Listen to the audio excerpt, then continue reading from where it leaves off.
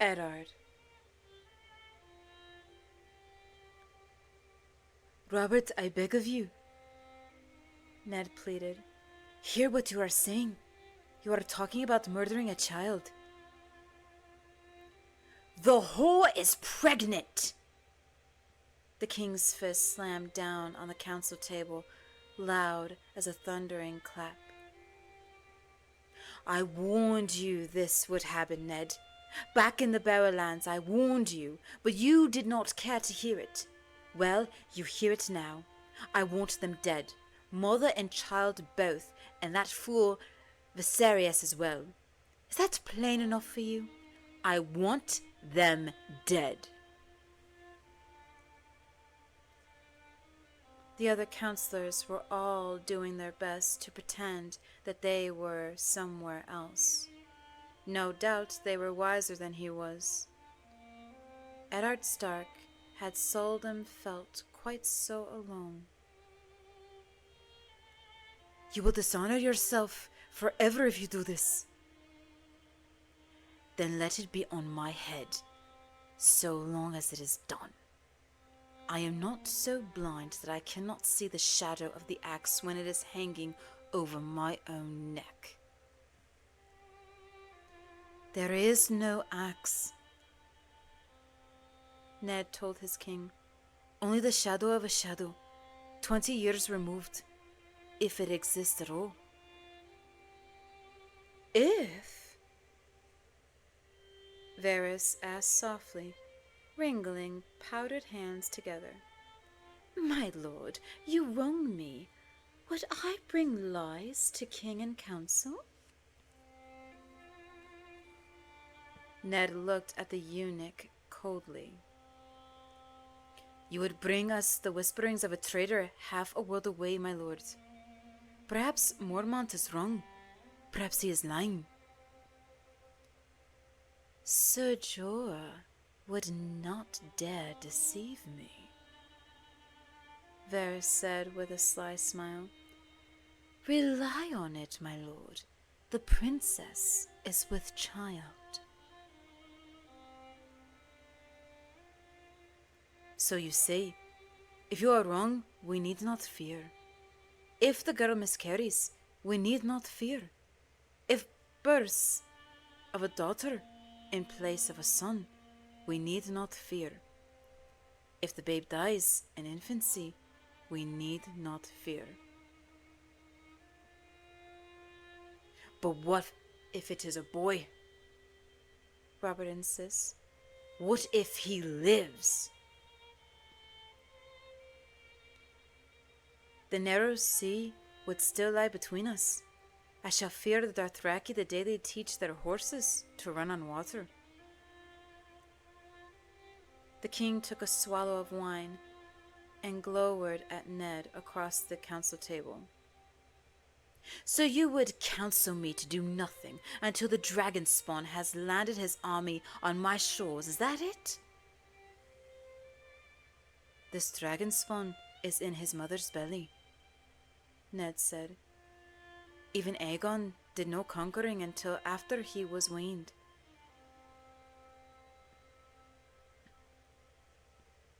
Gods, you are stubborn as an oak stalk. The king looked around the council table. Have the rest of you mislaid your tongues? Will no one talk sense to this frozen-faced fool? Varys gave the king an unctuous smile and laid a soft hand on Ned's sleeve. I understand your qualms, Lord Eddard, I truly do. It gives me no joy to bring this grievous news to council. It is a terrible thing we contemplate, a vile thing.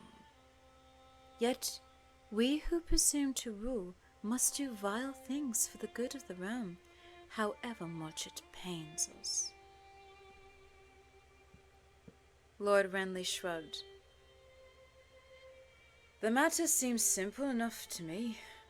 We ought to have had Varys. and his sister killed years ago, but his grace, my brother, had the mistake of listening to John Addon. Mercy is never a mistake, Lord Rinley, Ned replied.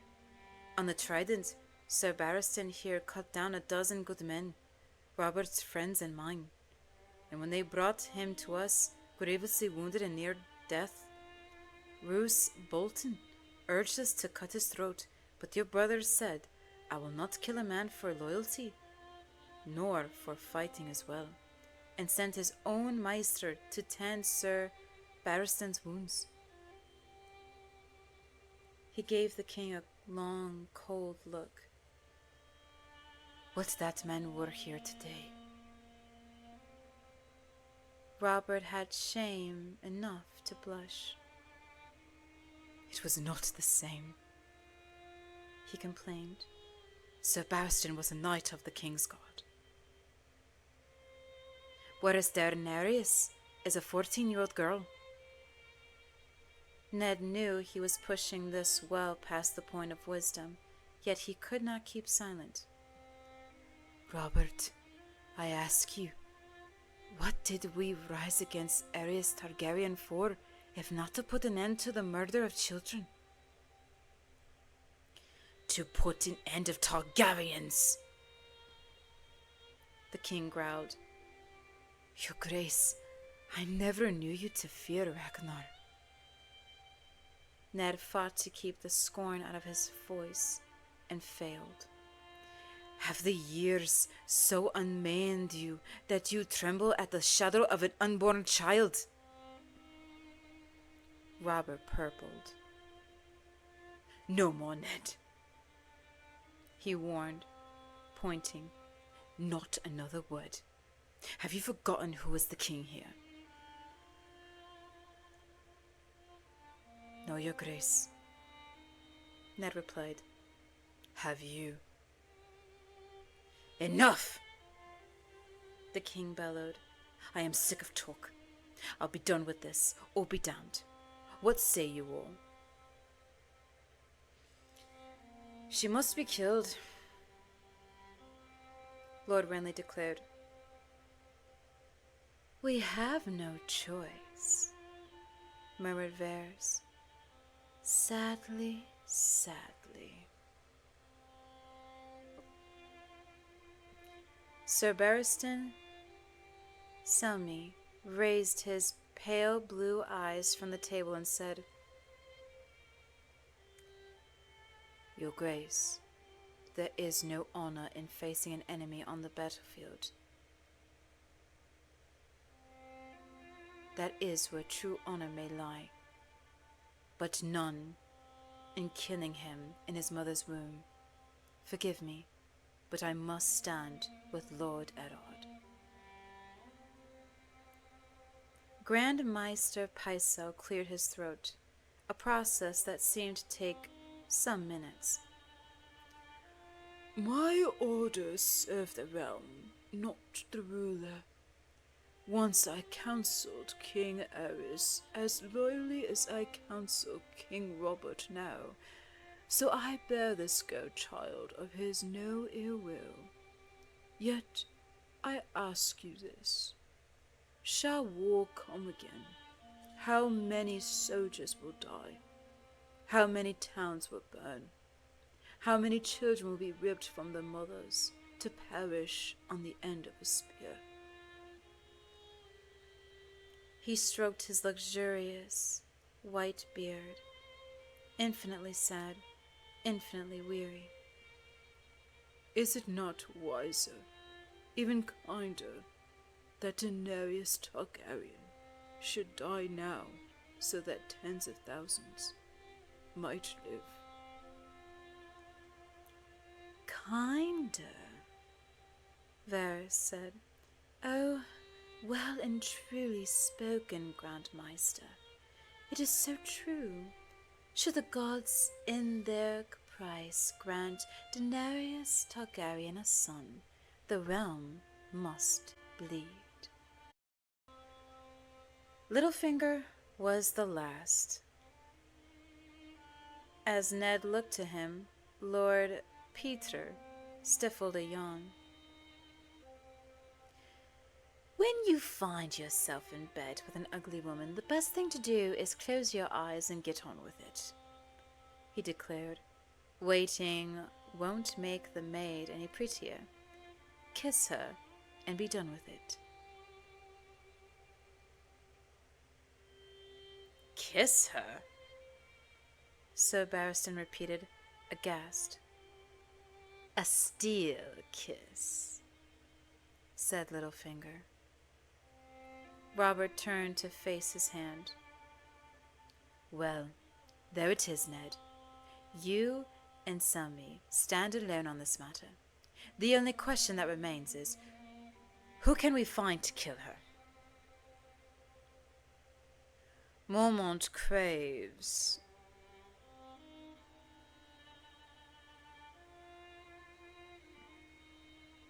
a royal pardon, Lord Renly reminded them.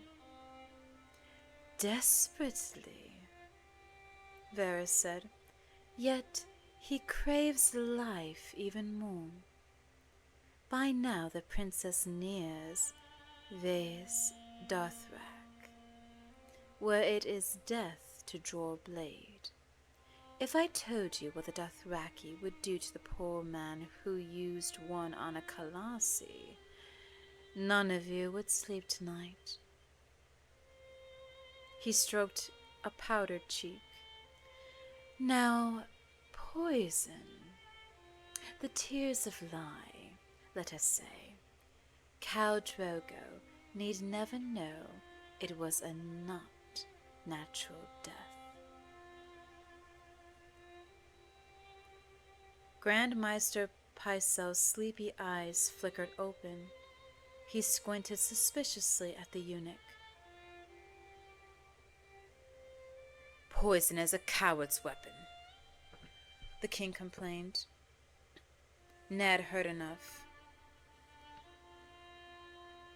You sent hired knives to kill a 14-year-old girl and still quibble about honor? He pushed back his chair and stood. Do it yourself, Robert. The man who passes the sentence should swing the sword. Look her in the eyes before you kill her. See her tears, hear her last words. You owe her that much at least. Gods! The king swore, the word exploding out of him as if he could barely contain his fury. You mean it, damn you!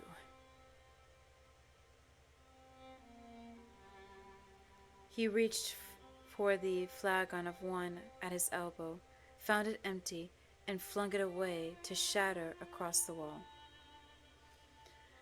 I am out of wine and out of patience. Enough of this. Just have it done.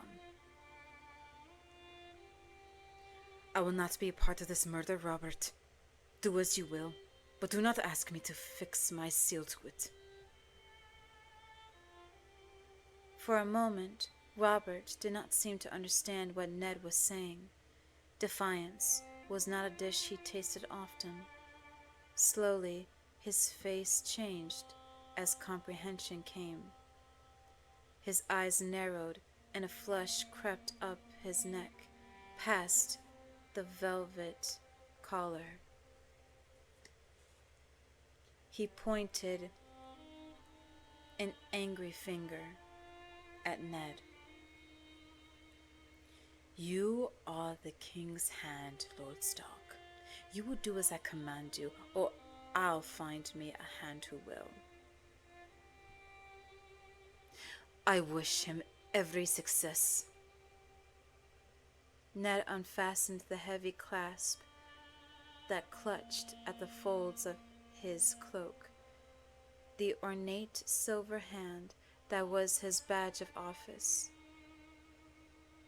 He laid it on the table in front of the king, saddened by the memory of the man who had pinned it to him, the friend he loved. I thought you had a better man than this. I thought we were in the makings of a noble king. Robert's face was purple. Out! He croaked, choking on his rage. Out, damn you. I'm done with you. What are you waiting for? Go, run back to Winterfell, and make certain I never look at your face again, or I swear I'll have your head on a spike.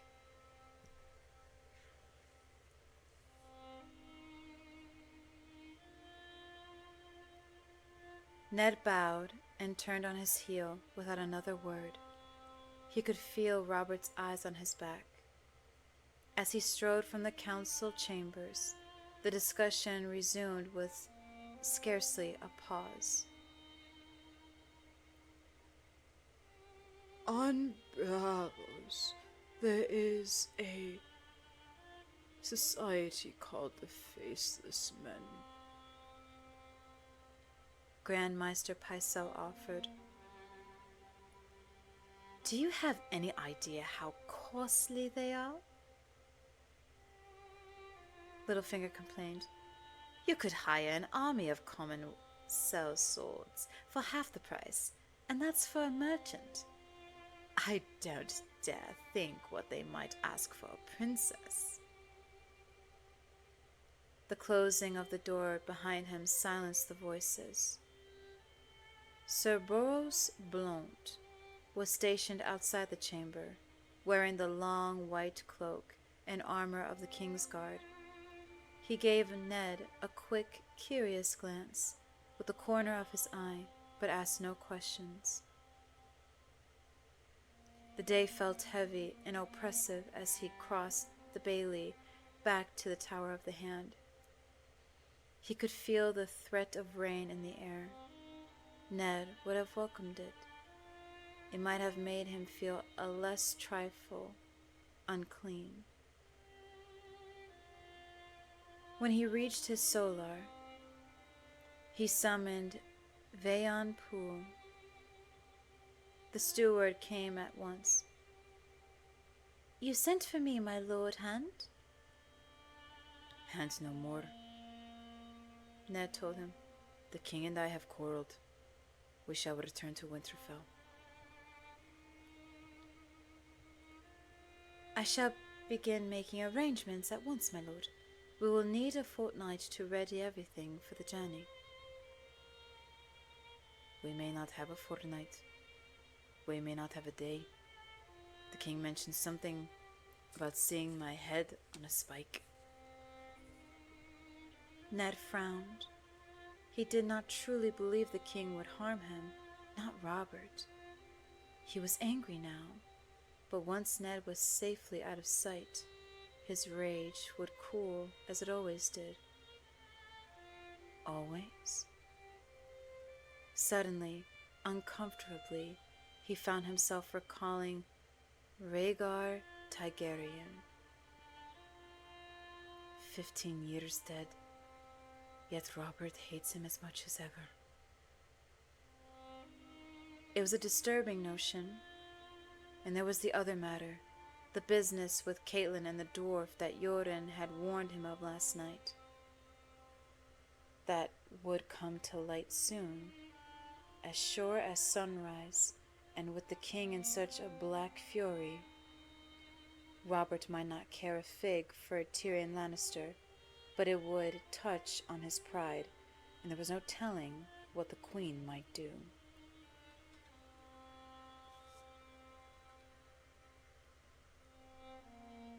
It might be safest if I went on ahead, he told Poole. I will take my daughters and a few guardsmen. The rest of you can follow when you are ready. Inform Jory, but tell no one else, and do nothing until the girls and I have gone. The castle is full of eyes and ears, and I would rather my plans were not known. As you command, my lord. When he had gone, Eddard Stark went to the window and sat brooding. Robert had left him no choice that he could see. He ought to thank him. It would be good to return to Winterfell. He ought never have left. His sons were waiting there.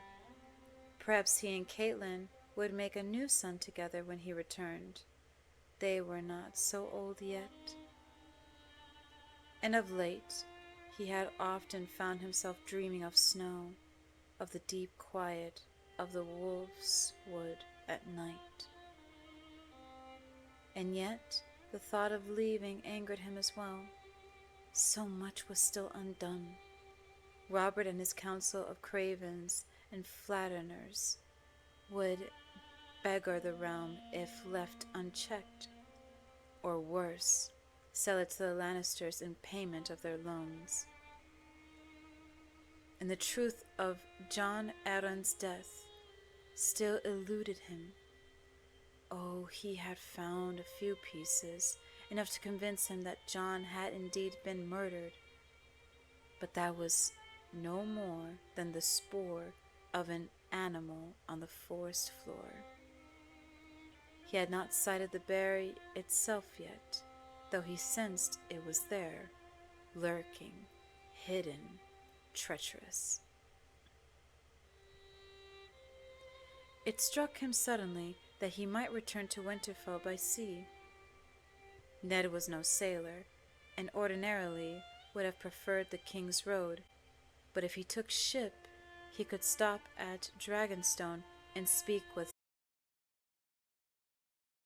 Pycelle had sent a raven off across the river with a polite letter from Ned requesting Lord Stannis to return to his seat on the small council.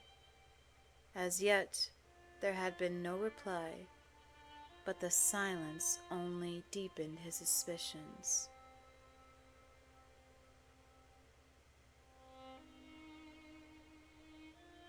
Lord Stannis shared the secret Jon Arryn had died for. He was certain of it. The truth he sought might very well be waiting for him on the ancient island fortress of House Targaryen. And when you have it, what then?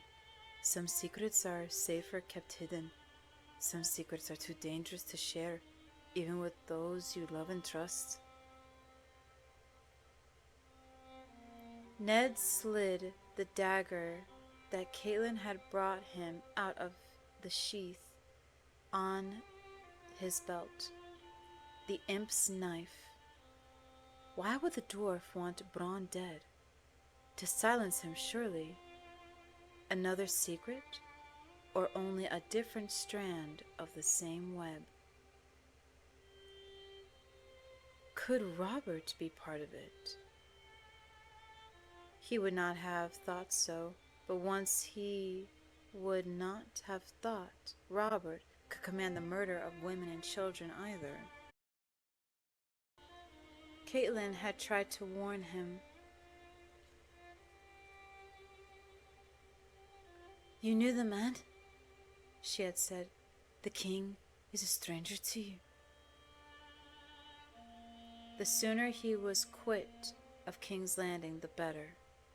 If there was a ship sailing north on the Narrow, it would be well to be on it.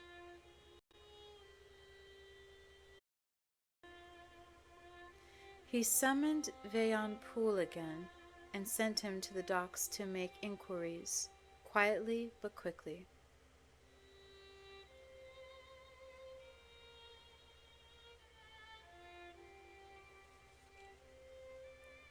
"Find me a fast ship with a skilled captain," he told the steward. "I care nothing for the size of its cabins or the quality of its appointments, so long as it is swift and safe. I wish to leave at once." Poole had no sooner taken his leave than Tomard announced a visitor. "Lord Baelish to see you, my lord." Ned was half tempted to turn him away, but thought better of it. He was not free yet, until he was. He must play their games.